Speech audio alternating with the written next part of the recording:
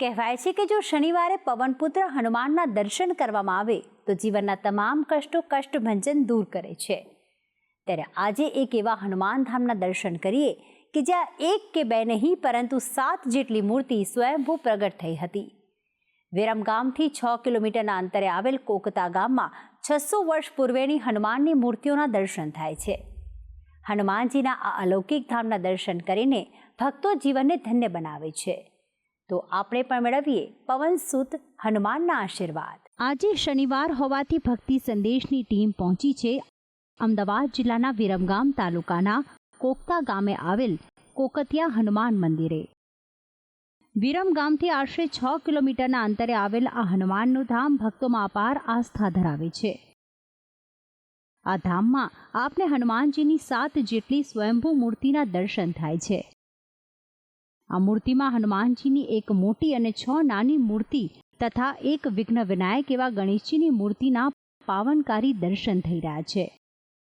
તો સાથે આ પવિત્ર ભૂમિમાંથી હનુમાનજીની ગદા પણ સ્વયંભૂ પ્રગટ થઈ હોવાની માન્યતા છે, જેથી હનુમાનજી સમક્ષ એક ગદા પણ મૂકેલી છે। અમારે દર શનિવારે હનુમાનજીની ધૂન થાય છે। દર દિવસે અહીં ભજન સંતવાણી પ્રોગ્રામ થાય છે। પછી અમારા ગામની અંદર દર ચૈત્રી પૂનમે અહીં હવન થાય છે। 5 ચડાવા થાય છે। અહીં ગરુ હાથક બેસે છે અને કોઈ દુખ્યું અમારા ગામની અંદર આવે તો દાદો દુખિયાના દુઃખ ભાગે છે અને કોઈ રોતા આવે ને હસતા પણ દાદો અમારો કાઢે છે। જો આ ધામના ઇતિહાસની વાત કરીએ તો આશરે 600 વર્ષ પૂર્વે આ ગામમાં ગોવાળો પોતાની ગાયો સાથે અહીં વસવાટ કરતા હતા, જેમાંથી એક ગોવાળને સ્વપ્નમાં હનુમાનજીએ દર્શન આપ્યા અને કહ્યું કે થોડી વારમાં આ ભૂમિ ધ્રુજી ઉઠશે અને હું પ્રગટ થઈશ, પરંતુ તમારે ગભરાઈને ભાગાદોડી ન કરવી। આ સ્વપ્ન સમાપ્ત થતાં જ્યારે ગોવાળની આંખ ખુલી ત્યારે અન્ય બીજા ગોવાળોને આ વાત જણાવી અને અચાનક જ ધરતી ધ્રુજવા લાગી। ત્યારે ગોવાળો તો શાંત રહ્યા, પરંતુ તેમના પશુધન જ્યારે હોકારો કરવા લાગ્યા ત્યારે ગોવાળો પ્રભુએ કીધેલી વાત ભૂલી ગયા અને ધરતીમાંથી હનુમાનજીની અધૂરી જ મૂર્તિ પ્રગટ થઈ અને પછી અટકી ગઈ। તો આમ સાક્ષાત હનુમાનજીએ સ્વપ્નમાં આવીને પ્રગટ થયા હોવાનું ગામ લોકોનું માનવું છે। આ હનુમાનજી અમારા રહ્યા એને અમે દર કાળી ચૌદશના દાડે નિવેદ ધરાઈએ છીએ। કરવેઠું અમારું બાંધેલું છે। હુખડી વડા અથવા નારિયેળ આવું બધું ધરાય છે।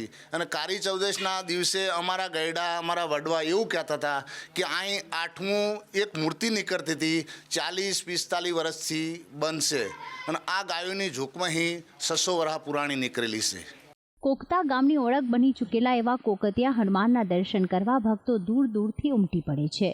આ ધામમાં દર શનિવારે હનુમાનજીને તેલ અર્પણ કરવામાં આવે છે, તો સાથે જ ચૂરમું અને વડાનો ભોગ ધરાવવામાં આવે છે। તો દર વર્ષે કાળી ચૌદશની આ ધામમાં ખૂબ જ ધામધૂમથી ઉજવણી કરવામાં આવે છે। આ ઉપરાંત હનુમાન જયંતિના દિવસે યજ્ઞનું આયોજન કરવામાં આવે છે। તો હનુમાન ચાલીસાના પાઠ કરીને અહીં કષ્ટભંજનના આશીર્વાદ પ્રાપ્ત થાય છે।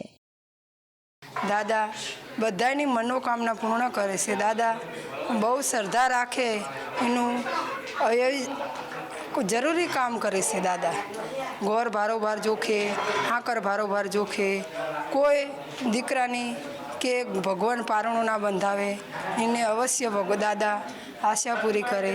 કોઈ ઢોરા માદું થયું હોય, કોઈ તમામ મનોકામના દાદા પૂરી કરે છે।